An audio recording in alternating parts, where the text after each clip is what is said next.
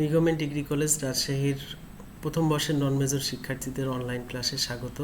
আজকে আমরা রসায়ন 1-এর অন্তর্গত প্রথম অধ্যায় অর্থাৎ মেজারমেন্ট অ্যান্ড সায়েন্টিফিক মেথড, মাপন এবং বৈজ্ঞানিক পদ্ধতি সম্পর্কে আমরা আজকে আলোচনা করব। আজকে যে বিষয়গুলো নিয়ে আমরা আলোচনা করব সেগুলো একটু দেখা যাক। সার্থক বা অর্থবহ অঙ্ক ও সংক্ষেপণ, যাকে সিগনিফিকেন্ট ফিগার এবং রাউন্ডিং বলে, আমরা সেটা নিয়ে আলোচনা করব।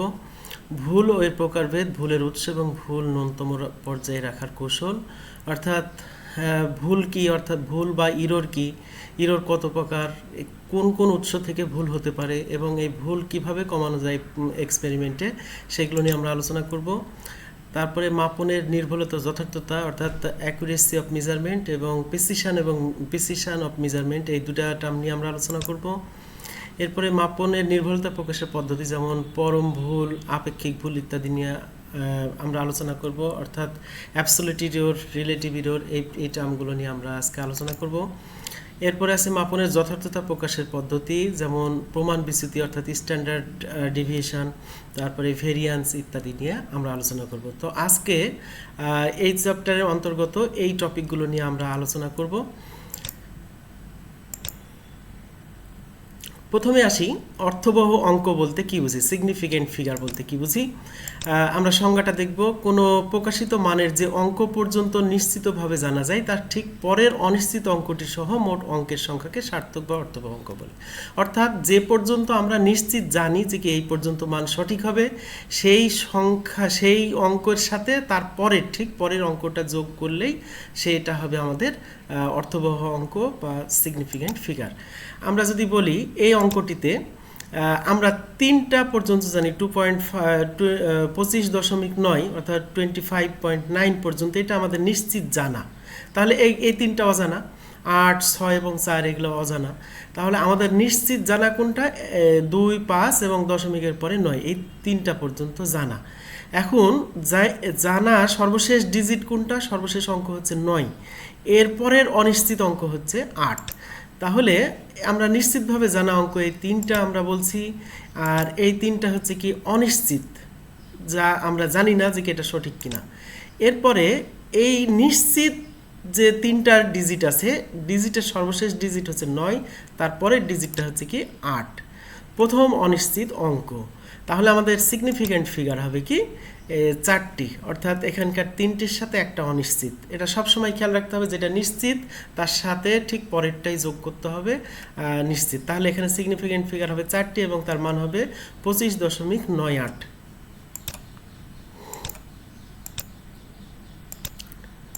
আমরা এবার একটু ব্যাখ্যা করব। কোনো মাপনের ফলাফল উপস্থাপনের সময় পরীক্ষককে অবশ্যই মাপনের যথার্থতার সাথে সামঞ্জস্যপূর্ণ মান উপস্থাপন করতে হয়। অর্থাৎ আমার যন্ত্র বলছে 1 আর আমি উপস্থাপন করলাম 1, আমার যন্ত্র হচ্ছে 2 ডিজিট, যেমন ব্যালেন্সের কথা যদি বলি 2 ডিজিট ব্যালেন্স, তাহলে দশমিকের পরে 2 ঘর পর্যন্ত সে ওজন দিতে পারে। আমি এখন দশমিকের পরে 4 ঘর লিখে দিয়েছি, তাহলে সেটা সামঞ্জস্যপূর্ণ নয়, ভুল। ধরি দুজন পরীক্ষক একই বুলেটের একই পরিমাণ দ্রবণ পরিমাপ করে ফলাফল উপস্থাপন করলো, যথাক্রমে 25.6 মিলিলিটার ও 25.60 মিলিলিটার। তাহলে স্বাভাবিকভাবে মনে হবে যে কি 25.6 এবং 25.60 একই তো বিষয়, দুটা মান একই, কিন্তু অর্থবহ অঙ্ক বা সিগনিফিকেন্ট ফিগারের দৃষ্টিতে একটা ভুল আর একটা সঠিক। আমরা কোনটা ভুল কোনটা সঠিক আমরা এখন একটু শিখব। আমরা তার আগেই বলে রাখি, এটা আমাদের সঠিক হবে আর এটা আমাদের ভুল হবে, আমরা একটু দেখব। আমরা বুলেটের কথা বলিনি, আগে যন্ত্রকে আমরা কি বললাম, যন্ত্রের সাথে সামঞ্জস্যপূর্ণ বানাতে হবে। বুলেটের দাগাঙ্কিত আছে 0.1 মিলিলিটার। এখানে আমরা জানি ছোট ছোট প্রত্যেকটা ঘর বুলেটের 0.1 মিলিলিটার, যাকে এই দাগগুলোকে আমরা বলি কি গ্রাজুয়েটেড, অর্থাৎ দাগ কি পরিমাণ আছে, আমার কি ছোট একটা দাগের পরিমাণ হচ্ছে কি 0.1 মিলিলিটার। তাহলে এটা আমার বুলেটের তথ্য জানলাম। দুজন পরীক্ষক পরীক্ষা করছে। প্রথম পরীক্ষক করছে কি 25.6 মিলিলিটার মান দিয়েছে, দ্বিতীয় পরীক্ষক 25.60 দিয়েছে। তাহলে আমরা যদি সিগনিফিকেন্ট ফিগার ধরি, তাহলে এখান থেকে সিগনিফিকেন্ট ফিগার বা অর্থবহ অঙ্ক পাবো 3, এখান থেকে পাবো 4। বুলেট মানের যথার্থতা ও অর্থবহ অঙ্ক কত? বুলেট মানের যথার্থতা হচ্ছে 0.1। এটা আমরা দেখলাম যে কি ওইটা দাগান্বিত আছে কি ছোট এক ঘরের মান হচ্ছে কি 0.1। তাহলে তার এটার হচ্ছে সিগনিফিকেন্ট ফিগার হয় 2। তাহলে আমার প্রথমজন সঠিক লিখেছে, কারণ বুলেট এটা আমাদের কি এই 25 25 এটা আমরা নিশ্চিত পর্যন্ত জানি 2 ডিজিট, কারণ কি বুলেটের সিগনিফিক্যান্ট ফিগার হচ্ছে 2। তাহলে আমার এই 2 পর্যন্ত জানি। তাহলে আমরা অর্থবহ অঙ্কের যে সংখ্যা দিয়েছি সেখানে জানা, নিশ্চিতভাবে জানা ডিজিটের সাথে তার পরের অনিশ্চিতটা যোগ করতে হবে। তাহলে আমার অনিশ্চিত এখানে 6, এখানে প্রথমটা 6, তারপরে আছে 0। এরপরে এই মান দ্বারা বুলেটের যথার্থতা বোঝায় 0.1, যা সঠিক, কারণ কি বুলেটের সিগনিফিক্যান্ট ফিগার 2। তাহলে নিশ্চিত পর্যন্ত আমরা 2 ঘর পর্যন্ত জানি, তাহলে 2 আর 5 25 এই পর্যন্ত আমাদের নিশ্চিত জানা।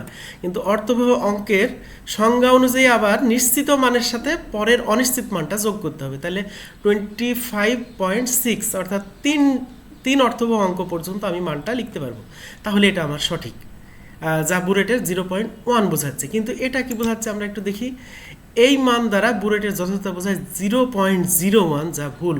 আমাদের বুলেটে কখনোই 0.01 এই স্কেল নয়, এটা গ্র্যাজুয়েটেড আছে 0.1 মিলিলিটার।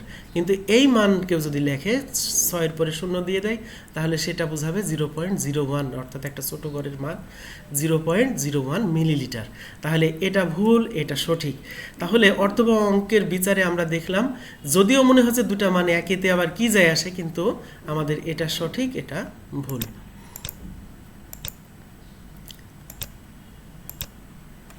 কোনো সংখ্যার শূন্য অঙ্ক অর্থবহ হবে কি হবে না তা নির্ভর করে সংখ্যাটিতে ওই শূন্যের কার্যকারিতার উপর। অর্থাৎ ওই শূন্যের কার্যকারিতা আছে না শুধুমাত্র দশমিকের পরে স্থান বোঝাতে ব্যবহৃত হয়েছে, এই যদি এই কার্যকারিতার উপর নির্ভর করবে সেটা আমাদের এই অর্থবহ হবে কি হবে না। একটি বুলেটের পার্ট লেখা হয়েছে, ধরি একটি বুলেটের পার্ট লেখা হয়েছে 20.05 মিলিলিটার, যার অর্থবহ অঙ্ক হলো 4। এখান থেকে আমরা জানছি 1 2 3 4। সংখ্যাটিকে লিটারে প্রকাশ করলে দাঁড়ায় 0.02005 লিটার। এখন এই একই পরিমাণকে, এটা মিলিলিটার ছিল আর আমরা এটা এককে করলাম। যেহেতু একক পরিবর্তন করলে কোনো সংখ্যার অর্থবহ অঙ্ক পরিবর্তন হয় না, সেহেতু পরের সংখ্যারও অর্থবহ অঙ্ক হবে 4।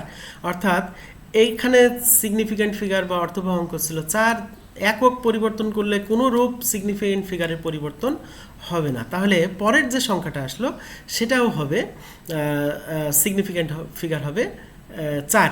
কিন্তু আমরা এখানে দেখতে পাচ্ছি যদি শূন্যগুলো কাউন্ট করি তাহলে 1 2 3 4 5 6টা হয়ে যায়, কিন্তু হবে না, 4টা হবে। তাহলে এই শূন্যগুলনের কার্যকারিতা কি আমরা একটু দেখি, যে এই শূন্যগুলনের কার্যকারিতা শুধুমাত্র দশমিকের পরে আগে পরে অবস্থান বোঝাতে ব্যবহৃত হয়েছে, এর দ্বারা কোনো মান বোঝাচ্ছে না। দশমিকের পরে কয় ঘর সেটা বোঝাচ্ছে। তাহলে এই দুটা কোনো অর্থবহ অঙ্ক নয়, এই দুটা অর্থহীন অঙ্ক, ইনসিগনিফিক্যান্ট ফিগার। আমাদের অর্থবহ অঙ্ক হবে 2005। একইভাবে 2 লিটারকে যদি লিটারে প্রকাশ করি তাহলে প্রাপ্ত সংখ্যা দাঁড়ায় 2000 মিলিলিটার, যেখানে উভয় সংখ্যার অর্থবহ অঙ্ক হলো 2। এখানে 2 একটা অর্থবহ অঙ্ক, এখানেও 2 অর্থবহ অঙ্ক, কিন্তু এই শূন্যগুলো কোনো অর্থবহ নয়। অর্থাৎ এটা 1 সিগনিফিক্যান্ট ফিগার ছিল, এক অর্থবহ অঙ্ক বিশিষ্ট মান ছিল। এখানেও যেটা লিটারের থেকে যদি আমরা মিলিলিটার নিয়ে যাই, সেখানেও অবশ্যই এক অর্থবহ অঙ্ক পর্যন্ত কার্যকর থাকবে। তাহলে আমার এখানে এক অঙ্ক বিশিষ্ট, এখানেও এক অঙ্ক বিশিষ্ট, তার অর্থ হলো অর্থবহ অঙ্ক শুধুমাত্র এখানে 2 আর এখানে 2। এই শূন্যগুলো কোনো অর্থপূর্ণ নয়, অর্থবহ নয়, এটা হচ্ছে অর্থহীন। সুতরাং ভুল এড়ানোর জন্য, এই সমস্যার সমাধানের জন্য আমরা একটা কাজ করতে পারি। ভুল এড়ানোর জন্য একক পরিবর্তন করলে 10 এর পাওয়ার হিসাবে লেখা উচিত। যেমন 2 লিটার সময় লিখতে পারি 2 × 10⁻3। এটা আমাদের সিগনিফিক্যান্ট ফিগারে কাউন্টে আসবে না, শুধুমাত্র এখানের অবস্থান। তাহলে এখানে 2 হচ্ছে কি অর্থবহ অঙ্ক। আমরা আরও উদাহরণ দিব। এখানে শূন্য শুধু দশমিকের পরে অবস্থান বোঝাচ্ছে, তাহলে আমার এটা আমার হচ্ছে প্রয়োজন নাই। তাহলে আমার 1 2 3 অর্থবহ অঙ্ক, এখানে প্রত্যেকটাই অর্থবহ, তাহলে 1 2 3 3টা। কিন্তু এখানে আমরা যদি দেখি শুধু 7 একটাই অর্থবহ অঙ্ক, এই শূন্যগুলো কোনো অর্থবহ অঙ্ক নয়, কারণ এই 7-এর দশমিকের পরে 7-এর অবস্থান কত শুধুমাত্র এই শূন্য দ্বারা সেটা বোঝাচ্ছে। তাহলে আমার এখানে অর্থবহ অঙ্ক হচ্ছে 1। আবার এখানে 4টাই অর্থবহ অঙ্ক। তাহলে আমার কেন 4টা অঙ্ক? এটা হচ্ছে আমার মান শুরু হয়েছে 9 থেকে, তারপরে এগুলো সবগুলো সিগনিফিকেন্ট, তারপরের সংখ্যাটা আমার কি করতে হবে, এই পর্যন্ত নিশ্চিত, তারপরে একটা অনিশ্চিত ধরতে হবে, অর্থাৎ সেটা হচ্ছে কি সিগনিফিকেন্ট অর্থাৎ অর্থবহ, তাহলে এটা 4। আবার এখানেও আমরা গুনলে পাবো 1 2 3 4, 4টা, এখানে অর্থবহ 4, এই 10-এর পাওয়ার থাকলে সেগুলো কাউন্ট হবে না। এখানে আমরা কি বলবো, 2টা, কারণ কি 1 এবং 3। এই হলো উদাহরণ অর্থবহ অঙ্কের। এবার সঠিক অর্থবহ সংখ্যা লেখার নিয়ম খুবই গুরুত্বপূর্ণ, যে কি আমরা সঠিক অর্থবহ অঙ্ক কিভাবে লিখতে পারি। আমরা যোগ ও বিয়োগের ক্ষেত্রে একটা নিয়ম আছে, আর গুণ এবং ভাগের ক্ষেত্রে আরেকটা, এবং লগারিদমের ক্ষেত্রে আরেকটা আছে। আমরা 3টাই এখন পড়ব।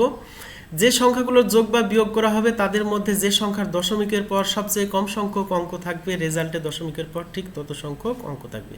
অর্থাৎ আমি যদি একাধিক সংখ্যার যোগ কিংবা বিয়োগ করি, সেই সংখ্যাগুলোর মধ্যে দশমিকের পরে সবচাইতে কম ডিজিট আছে কোন সংখ্যার, আমার ফাইনাল রেজাল্টে হবে কি ওই কম সংখ্যক যে যতটা ডিজিট থাকবে সেই ডিজিট সম্পন্ন লিখতে হবে।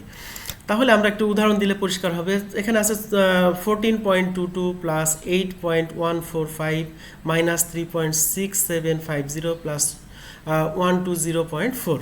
আমরা দশমিকের পরে যদি ডিজিট গুনি, তাহলে এখানে কত, 1টা 2টা আছে, এখানে কত 1 2 3টা আছে, এখানে আছে 1 2 3 4, আর এখানে আছে 1টা। তাহলে দশমিকের পরে সবচেয়ে কম ডিজিট সম্পন্ন সংখ্যা হচ্ছে কি এটা আমাদের দশমিকের পরে সবচেয়ে কম ডিজিট সম্পন্ন সংখ্যা।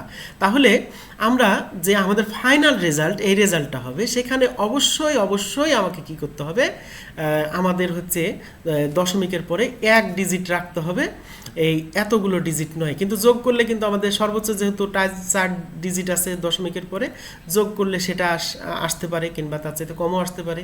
তাহলে যাই আসুক না কেন, আমাকে কি করতে হবে, রাখতে হবে কি দশমিকের পরে 1 ঘর পর্যন্ত। আমরা একটু বলি, আরেকটু এটা যে কথাগুলো বললাম সেটাই আছে। এই সংখ্যাটিতে দশমিকের পর সবচেয়ে কম সংখ্যক একটি অঙ্ক আছে, তাই রেজাল্টেও দশমিকের পর একটি অঙ্ক রাখতে হবে। এখন আমরা এগুলা যোগ করলে হয় 139.09, অর্থাৎ এটা দশমিকের পর 2 ঘর সম্পূর্ণ।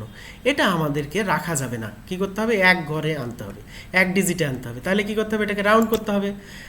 এই জিনিসটাকে আমাকে কি করতে হবে, বলছে দশমিকের পর একটি অঙ্ক রাখার জন্য সংখ্যাটিকে অবশ্যই সংক্ষেপকরণ অর্থাৎ রাউন্ডিং অফ করতে হবে। রাউন্ডিং অফ আমরা কিছুক্ষণ পরে শিখবো, তার আগেই বলে নিই যে এই যেহেতু 1 ঘর রাখতে হবে, এটা পর্যন্ত সিগনিফিকেন্ট, তাহলে এটা হচ্ছে অনিশ্চিত। এটা যদি অনিশ্চিত হয়, তাহলে এটা 5-এর চাইতে বড়, তাহলে 1 যোগ করতে হবে, তাহলে 0-এর সাথে 1 যোগ করলে 1 হয়, অর্থাৎ রেজাল্ট হবে 139.1।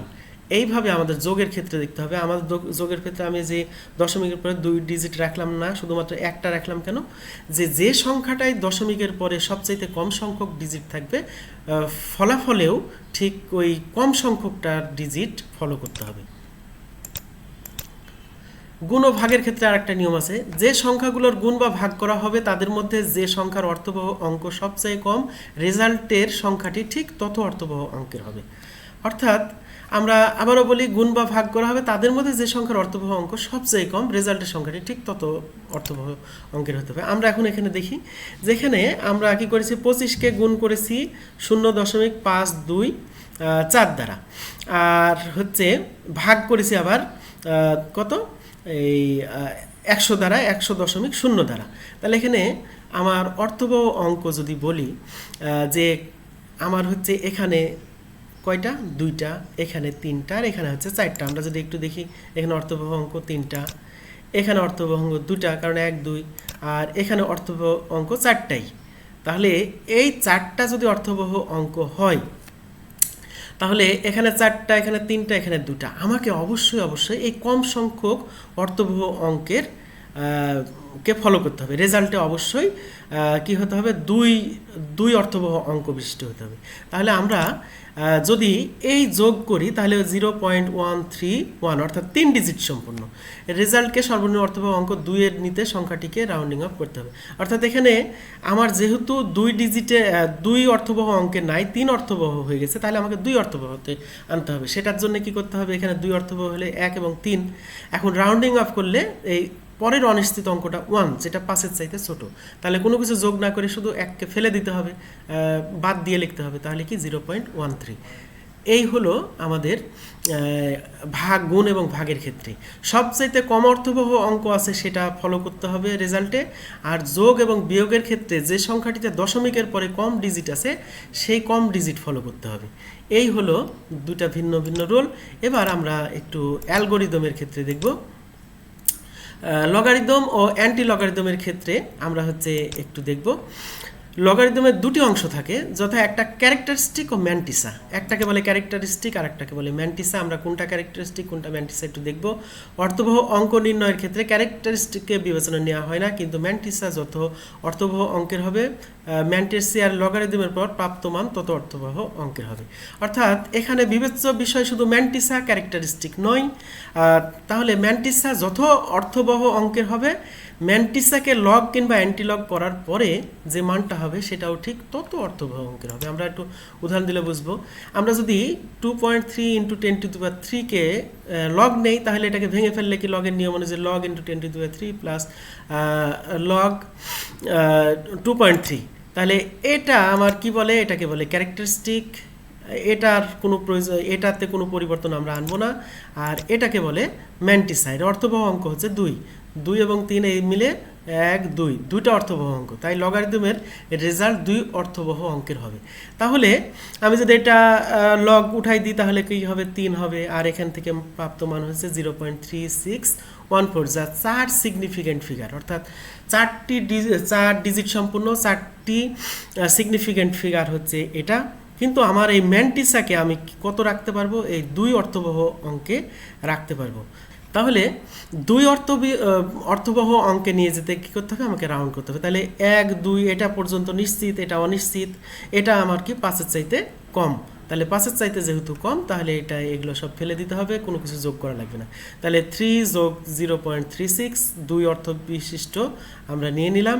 এরপরে এই দুটাকে যোগ করে দিলাম, 3 × 3.6। কেমন হবে যে কি এই ফাইনাল রেজাল্ট তো আবার 2 অর্থবহ হলো না, 3 অর্থবহ হলো। কিন্তু না, আমার বিবেচ্য বিষয় ক্যারেক্টারিস্টিক নয়, বিবেচ্য বিষয় শুধু ম্যান্টিসা আমার 2 ডিজিটের। আমার এই ম্যান্টিসার ঘরের অংশটুকু 2 ডিজিটের হয়ে গেছে, 2 অর্থবহ অঙ্কের হয়ে গেছে। আমরা এবার সংক্ষেপকরণ বা রাউন্ডিং অফ নিয়ে কথা বলবো। অনেকগুলো নিয়ম আছে, তার মধ্যে প্রথম নিয়মটা আমরা দেখব। যে সংখ্যাটিকে সংক্ষেপ করতে হবে সেই সংখ্যার বাম হতে ডানে সর্বশেষ অর্থবহ অঙ্কের পরের অঙ্কটি যদি 5-এর চেয়ে বড় হয়, তবে সর্বশেষ অর্থবহ অঙ্কের সাথে 1 যোগ করে সংখ্যাটি লিখতে হবে এবং সকল অর্থহীন অঙ্ক বাদ দিতে হবে।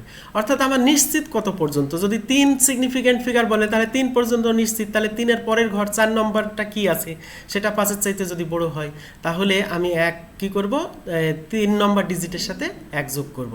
আর যদি ছোট হয় তাহলে আমরা এই ফেলে দেব।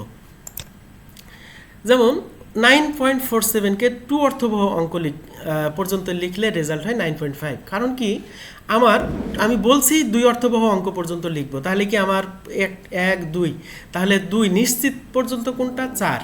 তারপরের অনিশ্চিত কোনটা, 7 অনিশ্চিত, যেহেতু 7 হচ্ছে 5-এর চাইতে বড়, তাহলে এই 4-এর সাথে 1 যোগ করতে হবে এবং 7কে বাদ দিতে হবে। তাহলে 7কে বাদ দিয়ে দিয়েছি, 4-এর সাথে 1 যোগ করে 5 লিখছি, অর্থাৎ 9.5। ওই কথা বলেই বললাম, সংখ্যাটিতে 2 অর্থবহ অঙ্কের পরের অঙ্ক 7, যা 5-এর চেয়ে বড়, তাই এর সাথে 1 যোগ করে রেজাল্ট লেখা হয়েছে।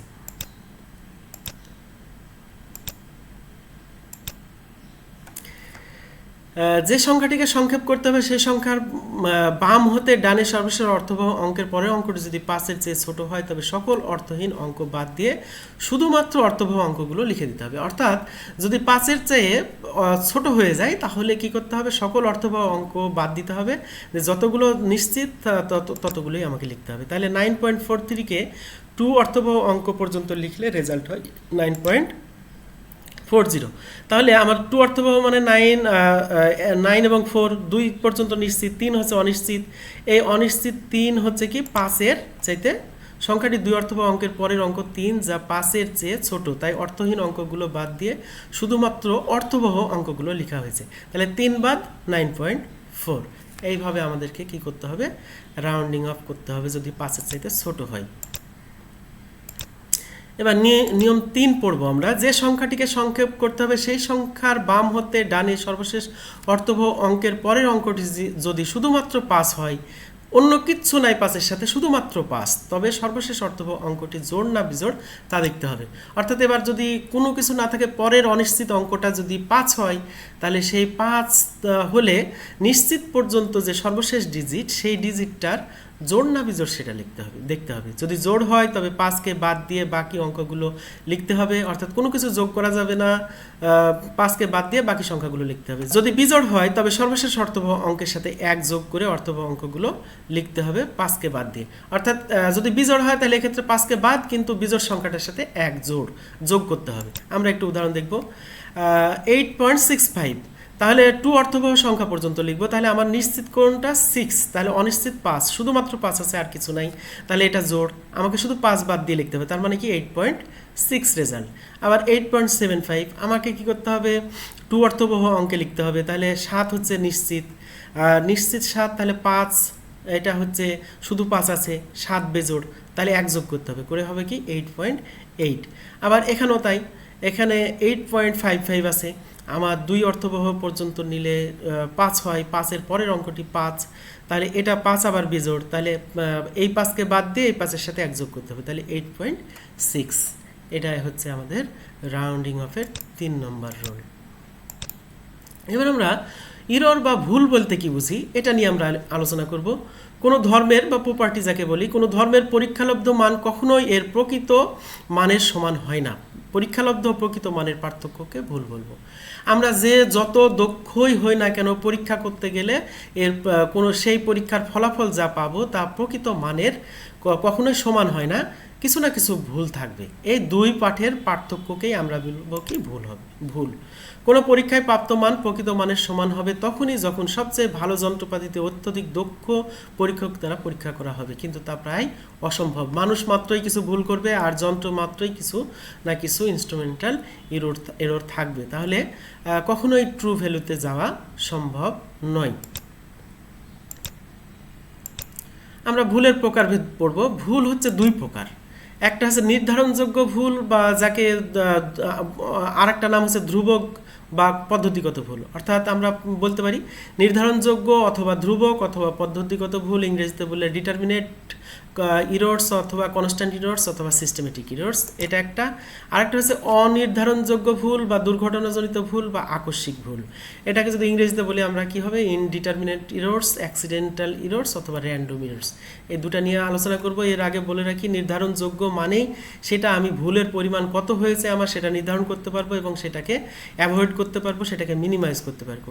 অনির্ধারণযোগ্য ভুল বলতেই বোঝাচ্ছে যেটা আমি কখনোই নির্ধারণ করতে পারবো না এবং এটা মিনিমাইজও করতে পারবো না। তাহলে ভুল যদি কমিয়ে আনার কথা বলা হয় তাহলে সেটা অবশ্যই নির্ধারণযোগ্য ভুল কমিয়ে আনার কথা বলবে, সেটা অনির্ধারণযোগ্য নয়। তাহলে নির্ধারণযোগ্য ভুল কি জিনিস আমরা একটু দেখি। যে সকল ভুলের পরিমাণ নির্ণয় করা যায় এবং সতর্কতার সাথে তা এড়ানো যায় অথবা সংশোধন করা যায় সেই সকল ভুলকে নির্ধারণযোগ্য ভুল বা ধ্রুবক ভুল বা পদ্ধতিগত ভুল বলে। অর্থাৎ যে ভুলের পরিমাণ আমি জানতে পারবো, সেটা এড়ানো যাবে এবং সেটা সংশোধন করা যাবে, তাহলে সেখানে নির্ধারণযোগ্য ভুল বলবো। এই ভুল হতে পারে কোনো ধ্রুবক কিংবা কোনো চলক থেকে, যেমন কোনো পরীক্ষায় মাপামাপের জন্য যে ওয়েট ব্যবহার করা হয়েছে তা যদি সঠিকভাবে ক্যালিব্রেট করা না হয় তবে প্রাপ্ত ফলাফল ভুল হবে। আমরা যে ওয়েট ব্যবহার করব সেই ওয়েট যদি হচ্ছে সঠিকভাবে ক্যালিব্রেট করা না হয়, তাহলে আমি যেটা মান ধরছি 1.5 গ্রাম সেটা আসলে 1.5 গ্রাম নয়। তো এই সব ভুল হলে এগুলাকে নির্ধারণযোগ্য ভুল বলে। কারণ কি, পরবর্তীতে যখনই আমি আমার ভুল ধরতে পারবো যে কি এখানে হচ্ছে আমার ভুল হচ্ছে, রেজাল্ট প্রকৃত মানের অনেক কম বেশি হচ্ছে, তখন কোথায় ভুল সেটা যাচাই বাছাই করে আমরা দেখতে পারবো যে কি আসলে ওয়েটে ভুল, যে মাপামাপি করছি সেই ওয়েটে ভুল আছে। এবার যান্ত্রিক বা ইনস্ট্রুমেন্টাল ইরোর সম্পর্কে আমরা দেখব। ত্রুটিপূর্ণ যন্ত্রপাতি, সঠিকভাবে ক্যালিব্রেট না করে ব্যবহার করা যন্ত্রপাতি, যেমন ওয়েট বা আয়তনিক বিশ্লেষণে ব্যবহৃত কাচের যন্ত্রপাতি হতে এই ধরনের ভুল হয়ে থাকে। আমরা যে ত্রুটিপূর্ণ যে কোনো যন্ত্রপাতি যদি ব্যবহার করি সেই যন্ত্র থেকে ভুল হতে পারে, অথবা আমরা যে যন্ত্রপাতিগুলো ব্যবহার করি, ওয়েট ব্যবহার করি, বুলেট ব্যবহার করি, পিপেট ব্যবহার করি, তারপরে এই ডেনসিটি মিটার ব্যবহার করি, এগুলা সব হচ্ছে যে ব্যবহার করতে গিয়ে যদি এগুলো সঠিকভাবে ক্যালিব্রেট করা না হয় তাহলে ভুল দেখা দিবে। এই ধরনের ভুলকে যান্ত্রিক ভুল বা ইনস্ট্রুমেন্টাল ভুল বলবো। এবার নির্ধারণযোগ্য ভুলের উৎস কি? প্রথম হচ্ছে কি পরীক্ষক কর্তৃক ভুল, অপারেটিভ এরর্স, অর্থাৎ পরীক্ষক কিছু ভুল করবে। এ ধরনের ভুল পরীক্ষকের ব্যক্তিগত অদক্ষতা বা অসতর্কতার কারণে ঘটে। অর্থাৎ সকল মানুষের কাজের হাত সমান নয়, সকলের দক্ষতা সমান নয়। পরীক্ষক মাত্রই কিছু না কিছু ভুল করবেন।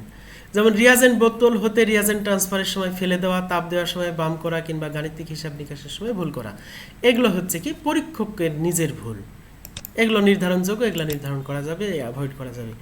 নির্ধারণযোগ্য ভুলের উৎস আর দ্বিতীয় উৎস হচ্ছে পদ্ধতিগত ভুল বা মেথড এরর্স। ত্রুটিপূর্ণ পরীক্ষা পদ্ধতির কারণে এ ধরনের ভুল হয়। যেমন দ্রবণ হতে কোনো উপাদানের অধক্ষেপণের সময় অপদ্রব্যের সহ অধক্ষেপণ, অর্থাৎ যে দ্রবটা আমরা অধক্ষেপ করাতে চাচ্ছি তার সাথে অন্য কোনো যৌগ হচ্ছে সাথে অধক্ষিপ্ত হয়ে গেছে, তাহলে দুটা মিশ্রিত হয়ে গেল, অর্থাৎ ইম্পিউরিটি হয়ে গেল। কোনো অধক্ষেপের পুনরায় দ্রবীভূত হওয়া, অসম্পূর্ণ বিক্রিয়া, এগুলো হচ্ছে কি ত্রুটিপূর্ণ বা পদ্ধতিগত ভুল বা মেথড এরর। অনির্ধারণযোগ্য ভুল কি হতে পারে? যে কোনো পরীক্ষায় কিছু পরীক্ষাগত অনিশ্চয়তা, এক্সপেরিমেন্টাল আনসার্টিনিটি থাকে, যার কারণে কিছু ভুলের উৎপত্তি হয়। এ ধরনের ভুলকে অনির্ধারিত ভুল বলবো। সকল পরীক্ষায় যেহেতু মানুষ করবে, যন্ত্রপাতি দিয়ে করবে, তাহলে সব সময় একটা এক্সপেরিমেন্টাল আনসার্টেনিটি থাকবে, যাকে আমরা অনির্ধারণযোগ্য ভুল বলবো। যেমন একই ব্যক্তি একই এক্সপেরিমেন্টাল কন্ডিশনে যদি একাধিক পরীক্ষা কার্য চলান, তবে দেখা যাবে প্রত্যেক পরীক্ষার ফলাফল কিছুটা ভিন্ন ভিন্ন হচ্ছে। আমরা একই স্যাম্পল নিয়ে যদি একই স্যাম্পলের একই পরিমাণে, একই কন্ডিশনে, একই রিয়াজেন্ট দিয়ে আমরা 5টা টাইটেশন চালাই, যে কোনো একই ব্যক্তি করবেন, একই কন্ডিশনে 5টা টাইটেশন করেন, তাহলে দেখা যাবে যে কি 5টা মান কিছুটা ভিন্ন ভিন্ন হচ্ছে। এগুলো হচ্ছে অনির্ধারণযোগ্য ভুল। নির্ধারণযোগ্য ভুল কমানোর উপায় কি হতে পারে? যন্ত্রের ক্রমাঙ্কন, ক্যালিব্রেশন করতে হবে। অবশ্যই যন্ত্রের ক্যালিব্রেশনটা খুবই গুরুত্বপূর্ণ। ভুল কমানোর জন্য সকল যন্ত্রপাতি যেমন burette, pipette, measuring flask, weight ইত্যাদি যথাযথভাবে ক্যালিব্রেট করতে হবে এবং প্রয়োজনীয় সংশোধন করতে হবে। এ সকল যন্ত্রপাতি ব্যবহারের পূর্বে অবশ্যই ক্যালিব্রেশন করতে হবে এবং কোনো ভুল আছে কিনা সেই ভুলটা মিনিমাইজ করে সেই ভুলটা সংশোধন করার পরে এই যন্ত্রপাতিগুলো ব্যবহার করতে হবে। আর একটা ফাঁকা পরীক্ষা, running a blank determination or blank এক্সপেরিমেন্টও বলি আমরা, ব্ল্যাঙ্ক ডিটারমিনেশনও বলি। তাহলে এটা খুবই গুরুত্বপূর্ণ যে কি ভুল ধরার জন্য সবচেয়ে ভালো উপায় একটা হচ্ছে কি ব্ল্যাঙ্ক এক্সপেরিমেন্ট করা। বিকারক যন্ত্রপাতি বা অন্য কোনো উৎস হতে অপদ্রব্য এর কারণে পরীক্ষায় যেসব ভুল দেখা যায় সেসব ভুল খুব সহজেই এড়ানো যায় ফাঁকা পরীক্ষা পরিচালনার মাধ্যমে। কিভাবে? ফাঁকা পরীক্ষা বলতে বোঝায় মূল পরীক্ষার হুবহু এমন একটি পরীক্ষা করা যেখানে শুধুমাত্র অ্যানালাইট থাকবে না। অর্থাৎ আমি অ্যানালাইট সহ যে পরীক্ষাটা করব সেই পরীক্ষার সকল কাজ করব, শুধু অ্যানালাইট দিব না, সেটাকে আমরা বলবো যে ব্ল্যাঙ্ক এক্সপেরিমেন্ট। তাহলে যদি কোনো ভুল থেকে থাকে, কোনো পদ্ধতিগত ভুল থেকে থাকে কিংবা অন্য কোনো ভুল থেকে থাকে, তাহলে কোনো ইম্পিউরিটি থাকতে পারে কিংবা যে কোনো কিছু থাকতে পারে, সেই ভুলগুলো এড়ানো যাবে সহজেই যদি আমরা ব্ল্যাঙ্ক একটা এক্সপেরিমেন্ট করি। এবার খুবই গুরুত্বপূর্ণ টার্ম, আমরা মাপনের নির্ভুলতা বা অ্যাকুরেসি অফ মেজারমেন্ট যাকে বলে সেটা নিয়ে আলোচনা করব। মাপনের নির্ভুলতা নির্দেশ করে একটি পরীক্ষালব্ধ মান প্রকৃত মান বা গ্রহণযোগ্য মানের কত কাছাকাছি। অর্থাৎ একটা আমার মেজার্ড ভ্যালু, আমি একটা মেজার করে একটা পরিমাপ করে একটা মান পেলাম, সেই মানটা গ্রহণযোগ্য বা প্রকৃত মানের কত কাছাকাছি, এই জিনিসটা প্রকাশ করে কি মাপনের নির্ভুলতা, অ্যাকুরেসি। পরীক্ষায় প্রাপ্ত মান প্রকৃত বা গ্রহণযোগ্য মানের খুব কাছাকাছি হলে নির্ভুলতা বেশি। অর্থাৎ প্রকৃত মানের কাছাকাছি আমি পরীক্ষা করে যে মানটা পেলাম তার গ্রহণযোগ্য মানের খুবই কাছাকাছি, তার মানে কি নির্ভুলতা বেশি। আমরা একটা প্রকৃত মান একটা স্যাম্পলের ধরলাম যে 2.62 গ্রাম আয়রন, একটা স্যাম্পলে আছে কি 2.62 গ্রাম আয়রন আছে। এখন প্রথম পরীক্ষক একজন করলো কি 2.42 গ্রাম আয়রন হিসাব করলো, আর একজন করলো কি 2.52 গ্রাম আয়রন। তাহলে নির্ভুলতার বিচারে আমার হচ্ছে দ্বিতীয় পরীক্ষক বেশি নির্ভুল, সে হচ্ছে নির্ভুলতা তার বেশি, কারণ কি তার প্রকৃত মানটা, তার পরীক্ষালব্ধ মানটা প্রকৃত মানের কাছাকাছি। কিন্তু প্রথম পরীক্ষকের মানটা হচ্ছে প্রকৃত মানের অনেক নিচে, তাই এর নির্ভুলতা কম। এবার মাপনের যথার্থতা, যাকে প্রিসিশন অফ মেজারমেন্ট বলে, মাপনের যথার্থতা নির্দেশ করে কোনো একটি পদ্ধতিতে একটি পরীক্ষালব্ধ মান ওই একই পদ্ধতিতে প্রাপ্ত অন্যান্য মানের কত কাছাকাছি। অর্থাৎ আমি 5টি পরীক্ষা করছি, সেই 5টি পরীক্ষার মান কেমন হবে। যদি আমি বুড়ে একটা টাইটেশন করি, একই পরিমাণ স্যাম্পল নিয়ে 5 বার কিংবা 3 বার করলাম, একবার পেলাম বুরেট পার্ট 9.3, আর একবার পেলাম 9.2, আর একবার পেলাম 9.3, তাহলে এটা হাই প্রিসিশন বোঝায়, অর্থাৎ যথার্থতা বেশি। আর যদি একবার পেলাম 9.5, আর একবার পেলাম 8.5, আর একবার আবার পেলাম 10.5, এর কোনোই যথার্থতা নাই, অর্থাৎ একটা মেজারমেন্টের সাথে আরেকটা মেজারমেন্টের কোনো যথার্থতা নাই। একই পরীক্ষা পদ্ধতিতে প্রাপ্ত সকল পরীক্ষালব্ধ মান খুব কাছাকাছি হলে যথার্থতা বেশি হয়। আমরা দেখি পরীক্ষক 3টা পরীক্ষা করেছে, মান পেয়েছে একটা, আমরা স্যাম্পলের যে কোনো একটা স্যাম্পলের আয়রন স্যাম্পলের মান পেয়েছে 2.42 গ্রাম, আর একবার পেয়েছে 2.22 গ্রাম, আর একবার পেয়েছে 2.5 গ্রাম। এখানে আমরা দেখতে পাচ্ছি একটা মানের আরেকটা মানের ব্যাপক পার্থক্য, এই একটা মানের সাথে আরেকটা মানের তেমন কোনো কাছাকাছি মান নাই, পার্থক্য অনেক বেশি, তার মানে কি যথার্থতা কম। আবার দ্বিতীয় পরীক্ষক তিনটা পরীক্ষা করেছেন, দেখা যায় একটাতে পাইছেন 2.52 গ্রাম আয়রন, আর একটা পাইছে 2.51 গ্রাম আয়রন, আর একটাতে পাইছে 2.52 গ্রাম আয়রন। অর্থাৎ এই মানগুলো খুবই কাছাকাছি, এই তিনটে মান খুবই কাছাকাছি, অর্থাৎ এর হচ্ছে প্রিসিশন অর্থাৎ যথার্থতা এর অনেক বেশি। এবার নির্ভুলতা যথার্থতার পার্থক্য আমরা দেখব। নির্ভুলতা এবং যথার্থতার যে পার্থক্য, সেখানে আমরা যদি দেখি, নির্ভুলতা বলছে পরীক্ষালব্ধ মান প্রকৃত মানের কত কাছাকাছি তার মাত্রা প্রকাশ করে, যা আমরা সংজ্ঞা থেকে পেলাম। আর যথার্থতা কি বলছে, একই পদ্ধতিতে প্রাপ্ত সকল পরীক্ষালব্ধ মান পরস্পরের কত কাছাকাছি তার মাত্রা প্রকাশ করে। অর্থাৎ আমি 4টা 5টা 3টা যাই পরীক্ষা করি, সেই মানগুলো প্রতিবার আমি কেমন পাচ্ছি, কাছাকাছি পাচ্ছি না দূরে দূরে পাচ্ছি, সেই মাত্রা প্রকাশ করছে। নির্ভুলতায় পৌঁছানো কখনোই সম্ভব নয়, শুধুমাত্র নির্ভুলতার পরিসর জানা যায়। অর্থাৎ আমি যেমনই মানুষ হোক, দক্ষ মানুষ হোক, যেমনই সফিস্টিকেটেড যন্ত্রপাতি ব্যবহার করা হোক না কেন, নির্ভুলতায় পৌঁছানো 100% নির্ভুলতায় পৌঁছানো সম্ভব নয়। যথার্থতায় পৌঁছানো সম্ভব, কিন্তু 100% যথার্থতায় পৌঁছানো সম্ভব। যেমন আমি যদি 3টা টাইটেশন করি, খুব কেয়ারফুলি টাইটেশন করলে একটার মান যদি 9.1 মিলিলিটার হয়, আর একটারও 9.1ই হবে, কিংবা একেবারে তার কাছাকাছি হবে। পরেরটা যদি করি তাও 9.1 কিংবা তার কাছাকাছি হবে। মাপনের সঠিকতা প্রকাশ করে হচ্ছে নির্ভুলতা, আর যথার্থতা প্রকাশে একই ধরনের ফলাফল প্রকাশ করে। তাহলে সঠিকতা প্রকাশ করছে, সেটা সঠিক না ভুল সেটা নির্ভর করছে নির্ভুলতা, আর যথার্থ হচ্ছে একই ধরনের ফলাফল প্রকাশ করছে, অর্থাৎ রেজাল্টগুলো কেমন কাছাকাছি কি না সেটা প্রকাশ করছে। উচ্চ যথার্থতা মানে উচ্চ নির্ভুলতা নয়। তার মানে এরকম যথার্থতা উচ্চ তার মানেই যে নির্ভুলতা উচ্চ হবে এমন কোনো কথা নাই। আমরা একটা টেবিলের মাধ্যমে দেখব। একজন পরীক্ষক 3টা পরীক্ষা করেছে, সেই পরীক্ষায় প্রাপ্ত ফলাফল হচ্ছে কি 2.42 গ্রাম আয়রন, 2.43 গ্রাম আয়রন, আর একটা হচ্ছে 2.41 গ্রাম আয়রন। এখানে দেখতে পাচ্ছি 3টা মানই খুব কাছাকাছি, তার মানে যথার্থতা কি হবে, বেশি হবে। আবার এখানে প্রকৃত মান কি 2.62 গ্রাম ছিল, যা এই মানগুলো খুবই কম, এই মানের চাইতে এই মানগুলো কম, তার মানে নির্ভুলতা খুবই কম। এটা আসলে ভুল হয়েছে অনেক, এই পরীক্ষায় অনেক ভুল হয়েছে, প্রকৃত মানের কাছাকাছি নয়, কিন্তু যথার্থতা আবার অনেক বেশি। 3বার পরীক্ষা করেছে, 3বারই সে কাছাকাছি মান পেয়েছে। আর একজন পরীক্ষকের কথা দেখি, সে 3বার পরীক্ষা করেছে, একবার পেয়েছে 2.52 গ্রাম আয়রন, আরেকবার 2.51 গ্রাম আয়রন, আরেকবার 2.52 গ্রাম আয়রন। তাহলে এর মানও একেবারেই কাছাকাছি, একবারে একই রকম মান পেয়েছে, সেটা তার মানে যথার্থতা বেশি হবে, 3টা মানই একই রকম। আবার 2.62 প্রকৃত মান আর 2.52 হচ্ছে তার প্রাপ্ত মান, তাহলে এটা খুব কাছাকাছি।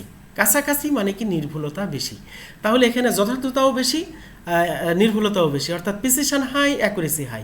কিন্তু এখানে আমরা যদি দেখি যথার্থতা বেশি কিন্তু নির্ভুলতা কম, অর্থাৎ প্রিসিশন হাই কিন্তু অ্যাকুরেসি লো।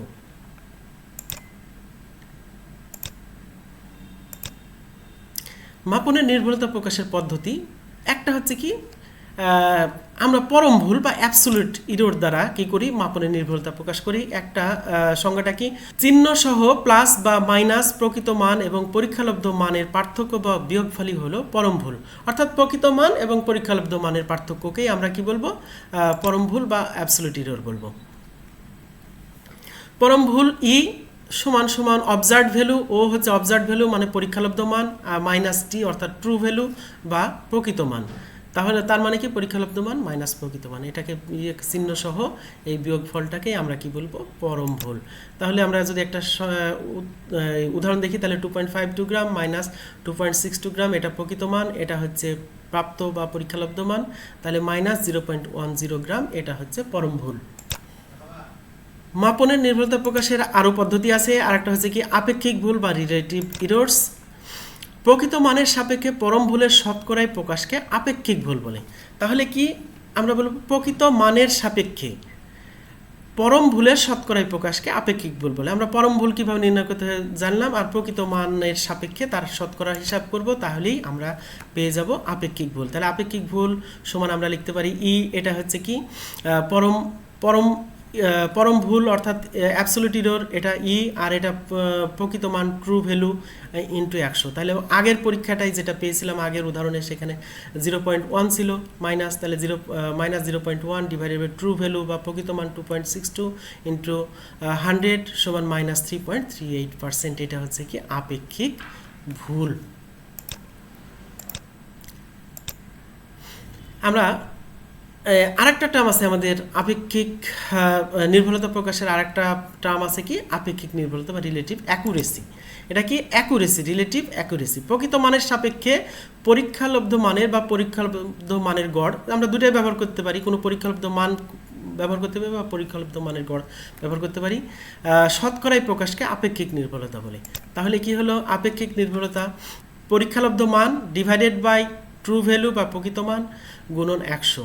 তাহলে যদি আমার পরীক্ষালব্ধ মান 2.52 হয় এবং প্রকৃত মান 2.62 হয় গুণন 100, 96.2 অ্যাকুরেসি, অর্থাৎ অনেক ভালো অ্যাকুরেসি। এবার আমরা গড় মান বলতে কি বুঝি আমরা একটু বলি। পরীক্ষালব্ধ মানসমূহের যোগফলকে মানগুলোর সংখ্যা দ্বারা ভাগ করে প্রাপ্ত মানকে গড় বলে, অর্থাৎ এটা গাণিতিক গড়।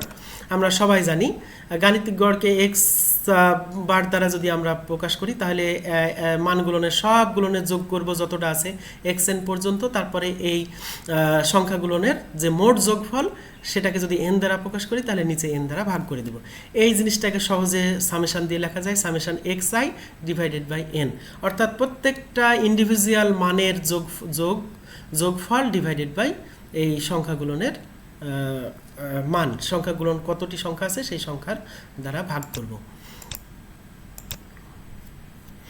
এবার আমরা মধ্যমা বা যাকে মিডিয়ান বলে সেটা নিয়ে আলোচনা করব। পরীক্ষালব্ধ সকল মানকে ঊর্ধ্বক্রম অনুসারে সাজালে ওই সেটের মধ্যবর্তী মানই হলো মধ্যমা। এটি বেজোড় সংখ্যক মানের ক্ষেত্রে প্রযোজ্য, অর্থাৎ যে সেট দেওয়া থাকবে মানের সেই সেটগুলোকে আমরা ছোট থেকে বড় আকারে অর্থাৎ মানের ঊর্ধ্বক্রম অনুসারে আমরা সাজালে যদি বেজোড় সংখ্যক হয় উভয় দিক থেকে সমান সংখ্যক সংখ্যা বাদ দিব, ঠিক মিডিলে যেটা থাকবে মধ্যে যেটা থাকবে সেটাই আমাদের হবে কি মধ্যমা। জোড় সংখ্যক মানের জন্য উভয় দিক থেকে মধ্যবর্তী দুটি মানের গড় হবে উক্ত সেটের মধ্যমা। যদি জোড় হয় তাহলে উভয় দিকে সমান সংখ্যক বাদ দিব, মাঝে দুটি সংখ্যা থাকবে সেই দুটি সংখ্যার গড় নিব, সেই গড়টাই হবে আমার মধ্যমা। তাহলে 1 2 3 4 এই আমরা জোড়টাই নিয়েছি, জোড় সংখ্যা বিশিষ্ট একটা সেট দেওয়া আছে, সেই সেটের মধ্যমা নির্ণয় করতে হবে। আমরা ঊর্ধ্বক্রম অনুসারে সাজালে পাই কি 10.06 10.08 10.10 এবং 10.20 এই মান পাই। তাহলে এদিক থেকে এটা বাদ এদিক থেকে এটা বাদ, মাঝের এই দুটো সংখ্যা আমার হচ্ছে কি গড় নিতে হবে। তাহলে এই দুটো সংখ্যার গড় নিলে 10.08 প্লাস 10.10 ডিভাইডেড বাই 2 অর্থাৎ 10.09, এটা আমার হবে মধ্যমা। অর্থাৎ এই সেটের জন্য মধ্যমা হচ্ছে কি এটা। গড় বিচ্যুতি বা মিন ডিভিশন দ্বারাও আমরা কি করি, নির্ভুলতা নির্ণয় করি। সমজাতীয় রাশিসমূহের সাথে ওই রাশিগুলোর গড় মান বিয়োগ করে প্রাপ্ত মানসমূহের গড়কে গড় বিচ্যুতি বলে। তাহলে কি কয়েকটা এখানে বোঝার বিষয় আছে। সমজাতীয় রাশি অর্থাৎ একই জাতীয় রাশি হবে, রাশিগুলোর গড় নিব, গড় রাশিগুলো হতে ওই রাশিগুলোর গড় মান, অর্থাৎ যে রাশিগুলো হবে তার গড় মান নির্ণয় করবো এবং প্রত্যেকটা রাশি থেকে গড় মানটা কী করবো, বিয়োগ করব। বিয়োগ করে প্রাপ্ত মানসমূহের গড়কে গড় বিচ্যুতি বলে। তাহলে আমরা যদি সমীকরণ দেই তাহলে এটা কি দাঁড়ায়, এটা প্রত্যেকটা ইন্ডিভিজুয়াল মান আর এটা হচ্ছে এই মানগুলোর গড় মান। তাহলে প্রত্যেকটা মান থেকে কি করব, গড় মান বিয়োগ করব, সেই মানগুলোকে যোগ করব, তারপরে এই সংখ্যা যতটা সংখ্যা যোগ করেছি তার সেই সংখ্যা দ্বারা এটা ভাগ করে দেবো, অর্থাৎ তার মান হচ্ছে n। তাহলে গড় বিচ্যুতিকে ডি বার দ্বারা প্রকাশ করা হয়। এটাকে যদি আমরা ইলাবোরেট করি, x1 প্রথম মানটা যদি x1 হয় তাহলে x1 মাইনাস x বার, তারপরে প্লাস x2 মাইনাস x বার, সবগুলো পরম মান কারণ আমরা মাইনাস রাখবো না। তারপরে প্লাস প্লাস যতগুলো থাকবে সবগুলোর মানকে বিয়োগফলটা বের করব। কিভাবে, এই যে x1 x2 dot dot dot xn পর্যন্ত সংখ্যাগুলোর গড় নির্ণয় করব আমরা। সেই গড় মানটা বিয়োগ করব প্রতিবার কার সাথে, প্রতিটা সংখ্যা থেকে, তার পরম মান নিব, সেই সংখ্যাগুলোকে যোগ করব। তো যতগুলো সংখ্যা থাকবে সেই সংখ্যা দ্বারা ওই যোগফলকে আমরা কি করব, ভাগ করে দেব। তাহলে নিচের সেটটির গড় বিচ্যুতি আমরা যদি নির্ণয় করি, এটা তাহলে আমাদের দাঁড়ায় এই গড় মান হবে কি, এই তিনটার গড় মান, চারটা সংখ্যা আছে 1 2 3 4, যোগ করলাম 4 দ্বারা ভাগ করলাম, অর্থাৎ গড় x বার পেলাম। এখন ডেভিয়েশন সূত্রে আমরা বসাবো। প্রথম মানটা কি 6.12, গড় মান কত 61.37, তাহলে 61.37 আমরা নিলাম, পরম মান নিলাম, ঠিক যোগ পরের মানটা নিলাম, গড় মান বিয়োগ করলাম, ঠিক পরের মানটা নিলাম, গড় মান বিয়োগ করলাম, একইভাবে পরের মানটাও নিলাম, গড় মান বিয়োগ করলাম। তাহলে এগুলা থেকে আমার প্রাপ্ত মান হচ্ছে 2.25, 0.03, 0.08, 0.14, এই চারটা মান পেলাম। তাহলে টোটাল আমাকে ভাগ করতে হবে কত দ্বারা, 4 দ্বারা ভাগ করে দিলাম। তাহলে এটার যোগফল কত হয়, 0.50 ডিভাইডেড বাই 4 সমান 0.12। এটাই হচ্ছে আমার গড় বিচ্যুতি। তাহলে গড় বিচ্যুতি এইভাবে নির্ণয় করতে হয়। এবার যথার্থতা প্রকাশের কিছু পদ্ধতি আছে, আমরা এখন জানবো প্রমাণ বিচ্যুতি, স্ট্যান্ডার্ড ডেভিয়েশন যাকে বলে। সেটা প্রমাণ বিচ্যুতিকে সিগমা অথবা এস দ্বারা প্রকাশ করা হয়, একে সংজ্ঞায়িত করা হয় নিম্নরূপে। অর্থাৎ সিগমা এবং এস দুটা দ্বারাই প্রকাশ করা হয়, কিন্তু এটার ক্ষেত্রে একটা ভিন্ন রাশি আছে, এটার ক্ষেত্রে একটা ভিন্ন রাশি আছে। কারণ কি আমরা কিছুক্ষণ পরেই জানতে পারবো। এই সিগমাকে সংজ্ঞায়িত করা হয় sigma equal to root all over summation xi minus mu whole square divided by n। Mu হচ্ছে ট্রু গড় মান, অর্থাৎ কোনো একটা সেটের, কোনো একটা ডেটা সেটের প্রকৃত গড় মান হচ্ছে ট্রু, মিন হচ্ছে কি মিউ, আর এক্স হচ্ছে প্রতিটা ইন্ডিভিজুয়াল মান। এই দুটার বিয়োগ ফলের বর্গ নিব, তারপরে কি করব, তাকে এই যতগুলো সংখ্যা থাকবে তার সংখ্যা দ্বারা ভাগ করব, তারপরে তার বর্গ নিব, তাহলে সেটাকে বলবো প্রমাণ বিচ্যুতি সিগমা। এখন এখানে শর্ত হচ্ছে যেখানে মিউ হলো প্রকৃত গড় মান এবং এন হলো মোট পরীক্ষালব্ধ মান, কিন্তু এটার একটা শর্ত আছে। শর্ত হচ্ছে এই সংজ্ঞা প্রযোজ্য কেবলমাত্র যখন N is nearly equal to infinity, অর্থাৎ খুবই বৃহৎ মানের ডেটার ক্ষেত্রে এটা প্রযোজ্য। ডেটার সংখ্যা যখন প্রচুর হবে, অসংখ্য হবে, তখন এই সূত্র প্রযোজ্য। ছোট ডাটার ক্ষেত্রে 5টা 6টা এক্সপেরিমেন্ট করলাম, সেসব ক্ষেত্রে এই সূত্র প্রযোজ্য হবে না। তখন কি হবে, তখন আমরা একটু দেখি। ডেটার সংখ্যা ছোট হলে নিম্নোক্ত সমীকরণ ব্যবহার করা হয়, যেমন এস, তখন আর সিগমা না ব্যবহার করে এস ব্যবহার করব। পার্থক্যটা লক্ষণীয়, একই রকম সমীকরণ কিন্তু একটু ভিন্ন আছে। এখানে summation xi minus x bar, অর্থাৎ গড় মান, পরীক্ষালব্ধ মানের গড়, এরপরে বিয়োগফলকে কী করবো, স্কোয়ার করব, আর এখানে আর এন না, n মাইনাস ওয়ান। এখানে n মাইনাস ওয়ানকে বলা হয় ডিগ্রি অফ ফ্রিডম বা স্বাতন্ত্র্য মাত্রা। তাহলে সমীকরণ ওখানে পরিবর্তন, এখানে মিউ ছিল, এখানে এক্স বার আসলো, আর এখানে এন ছিল, এন মাইনাস ওয়ান হলো, যেখানে এন হলো ছোট ডেটার ক্ষেত্রে গড় মান এবং এন হলো মোট মানের সংখ্যা। তাহলে ছোট যখন ডেটার সংখ্যা হবে তখন আমরা এই সমীকরণ ব্যবহার করব প্রমাণ বিচ্যুতির, আর যখন বৃহৎ ডাটা হবে তখন সিগমার যে সমীকরণ দিলাম সেটা আমরা ব্যবহার করব। তাহলে আমরা একটা প্রমাণ বিচ্যুতি নির্ণয়ের একটা উদাহরণ আমরা দেখি। ইন্ডিভিজুয়াল মানগুলো 12.67, 12.67, তারপরে 13.03, এই তিনটা মান আমরা দিলাম। এর গড় হচ্ছে কি 12.80। তাহলে x I minus x bar কী হবে আমরা একটু বের করে নিলাম। এইখান থেকে প্রত্যেকটা মান থেকে এই মানটা বিয়োগ করলে 12.67 থেকে 12.80 বিয়োগ করলে 0.13 হয়। তেমনই এটা থেকে এটা বিয়োগ করলে এটা হয়, এটা থেকে এটা বিয়োগ করলে এটা হয়। এখন এটার বর্গ নিব, এই প্রত্যেকটার বর্গ নিলাম, এটার বর্গ নিলে এটা হয়, এটার বর্গ নিলে এটা হয়, এটার বর্গ নিলে। এখন এস এর যে সমীকরণ পাইলাম, এই সমীকরণের সকল মান আমার জানা হয়ে গেছে। এটার মান জানা, এন এর মানও আমাদের জানা। কয়টা? 1 2 3। তাহলে সেই সমীকরণে এস এর সমীকরণ যদি বসাই তাহলে এখানে প্লাস মাইনাস 0.20 হয়। এটা প্রমাণ বিচ্যুতি নির্ণয় করলাম আমরা টেবিলের মাধ্যমে। আরেকটা আছে কি ভেরিয়েন্স। আমরা প্রমাণ বিচ্যুতির পরিবর্তে অনেক সময় ভেরিয়েন্স ব্যবহার করা হয়। প্রমাণ বিচ্যুতির বর্গকে ভেরিয়েন্স বলে। অর্থাৎ খুবই সিম্পল, প্রমাণ বিচ্যুতি আগে আমরা বের করব, তার বর্গ নিব, তাহলেই আমরা পারবো। অর্থাৎ সিগমা সমান এখানে কি ছিল? রুট অল ওভার ছিল। এখন সিগমা স্কোয়ার যদি করি তাহলে এখানকার রুট অল ওভার উঠে যাবে। অর্থাৎ এই সমীকরণটাই আমার কি ভেরিয়েন্স। প্রমাণ গড় বিচ্যুতি। আমরা প্রমাণ গড় বিচ্যুতি দেখি। প্রমাণ গড় বিচ্যুতিকে নিম্নরূপে প্রকাশ করা হয়, যেখানে এস হলো প্রমাণ বিচ্যুতি এবং এন হলো মোট মানের সংখ্যা। অর্থাৎ এটা আমরা সংজ্ঞায়িত অলরেডি করে ফেলেছি, এটা প্রমাণ বিচ্যুতি। তাহলে এস বার সমান S divided by root n, এটাকে হলো প্রমাণ গড় বিচ্যুতি। তাহলে আমরা যদি শুধুমাত্র এসটা নির্ণয় করা শিখি তাহলে এগুলো আমরা খুব সহজেই এই সমীকরণে ব্যবহার করে, শুধু মুখস্থ রাখতে হবে সমীকরণগুলো, তাহলে এস এর মান নির্ণয় করতে পারলে বাকি সবগুলো আমরা পেরে যাব। এবার আপেক্ষিক প্রমাণ গড় বিচ্যুতি আছে। আপেক্ষিক প্রমাণ গড় বিচ্যুতিকে নিম্নরূপে প্রকাশ করা হয়, এস বার রিলেটিভ, এইভাবে আমরা প্রকাশ করব, সমান এস বার অর্থাৎ যে গড় প্রমাণ বিচ্যুতি বের করলাম তা সেটাকে আমরা কি করব? গড় মান দ্বারা ভাগ করব, গুণন 100 দ্বারা, যে সেই ভাগফলটাকে 100 দ্বারা গুণ করব। তার মানে কি উপরে গড় প্রমাণ বিচ্যুতি, তারপরে নিচে হচ্ছে কি পরীক্ষালব্ধ মানের গড়, তারপরে গুণন কি 100। এটা হচ্ছে আপেক্ষিক প্রমাণ গড় বিচ্যুতি। এবার কনফিডেন্স লিমিট নামক একটা টার্ম আছে, খুবই মজার জিনিস। কোনো একটি অ্যানালাইসিসের যথার্থতা প্রকাশের জন্য আমরা প্রমাণ বিচ্যুতি ব্যবহার করি, কিন্তু ছোট ডেটার ক্ষেত্রে প্রকৃতপক্ষে প্রমাণ বিচ্যুতি পরীক্ষালব্ধ গড় মান সম্পর্কে কোনো তথ্য দিতে পারে না। আমরা অলরেডি বলেছি যে ছোট ডাটার ক্ষেত্রে প্রমাণ বিচ্যুতি যেটা সিগমার মান সেটা কিন্তু প্রকাশ করতে পারে না। তাহলে কিন্তু পরিসংখ্যান পদ্ধতির মাধ্যমে কোনো রেঞ্জের মধ্যে ওই গড় মান থাকতে পারে তার সম্ভাব্যতা যাচা যায়। এই রেঞ্জকে কনফিডেন্স ইন্টারভ্যাল এবং ওই রেঞ্জের সীমাকে কনফিডেন্স লিমিট বলে।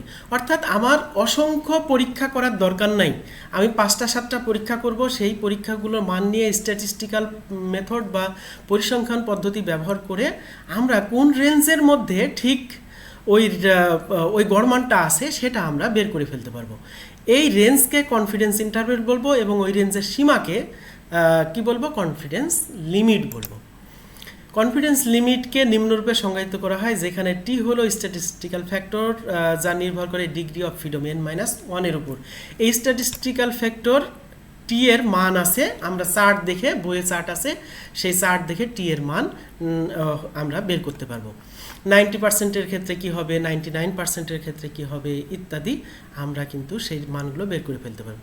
তাহলে কনফিডেন্স লিমিট সিএল সমান গড় মান প্লাস মাইনাস টি ইন্টু এস, এস হচ্ছে প্রমাণ বিচ্যুতি, ডিভাইডেড বাই রুট এন, এটা হচ্ছে কনফিডেন্স লিমিট। ধন্যবাদ সবাইকে। এই করোনা মহামারীর সময় স্বাস্থ্যবিধি মেনে বাসায় যথাসম্ভব বাসায় থাকার চেষ্টা করো এবং পড়াশোনার মধ্যে থাকো, এই আশাবাদ ব্যক্ত করে আজকের মতো এখানেই শেষ করছি। ধন্যবাদ সবাইকে।